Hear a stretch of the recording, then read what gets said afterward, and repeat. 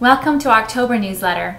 I hope September was a really good month for you, but I hope that October is even better. This month we're talking about fear. And I know it seems kind of, corny to attach fear to the month where Halloween is, but I thought, it can maybe it'll resonate with you. And I'll tell you what, I have certainly been spending a lot of time lately with God talking about fears. I thought, well, maybe this month would be a good month to talk about it. See, fear can hold us back from doing so many things. And I look back on my past, I can see many hundreds of times when I just didn't do something because I was afraid of how I might look doing it. I was afraid of people's reactions if I did do something. And other times I can see where I pushed and pushed and pushed and tried to make sure I did everything in a certain way because I was afraid of how people would see me if I didn't do it, say, well enough or in the right way or whatever. Fear can make us do all kinds of crazy things, can't it? These last 18 months of my life, God and I have been on this really, really incredible journey.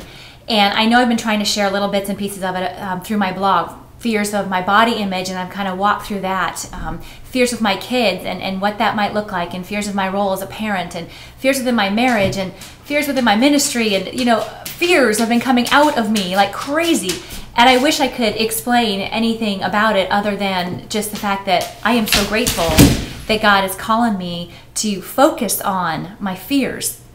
And I know that seems really crazy. Focus on your fears. Why? I would much rather forget my fears, thank you very much, and move on to something else that I thoroughly enjoy. Like, say, talking to all of you, which is not so fearful for me. But here's the thing. Fear can hold us back. And it's more than just holding us back from being authentic with those who are in our lives, of trying new things. It holds us back from understanding how loving our God is. See, in 1 John 4:18, we're told that perfect love casts out fear. Perfect love casts out fear. And if we are living in fear, we're not feeling that perfect love. And so that fear is holding us back from feeling God's love in our lives. And we don't feel God's love, we don't know how truly beautiful we are. And so those fears about body image can come right up. When we don't feel loved, those fears of not being good enough jump right in on us, and we strive in our own strength to try and get everything done. And we try in our own strength to do it all well in a perfect way. And then the definition of perfect seems to always change depending on the situations we're in, or relationships we're in. And we don't feel that love, those relationships in our lives can drain us, can overwhelm us, can cause us to be afraid that maybe they might end. Do you see? That love that we have from Christ alone first and foremost is our protection against fear. There is no room. It takes up all of our hearts.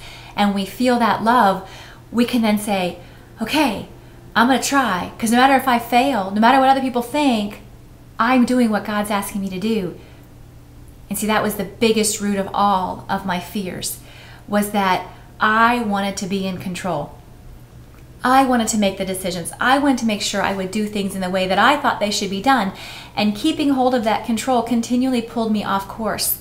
And it continually inspired, if you will, inspired me to try and do more than was necessary, to try and go over the top for what people's expectations might have been, just in case. That way they couldn't find anything wrong with what I was doing. And that was the biggest root that God pulled out for me, was that it wasn't about being in control to be good enough. It was about being good enough alone in Christ. And that has been so freeing, to recognize that God can be in control of my life better than anybody else, and that He has a better plan than anything I could ever come up with.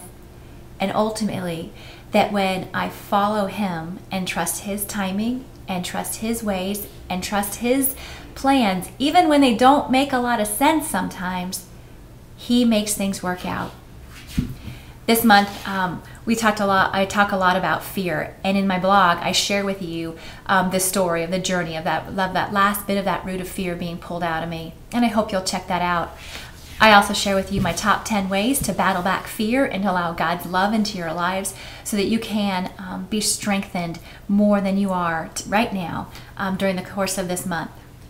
I also share with you some continuing exciting news about our new Cultivating Peace study, which by the time I speak to you next month should be available for you to purchase, and I'm so excited about that. I also share with you just some random things that I thought you might like. I hope you enjoy our October newsletter, and as always, I am praying for you.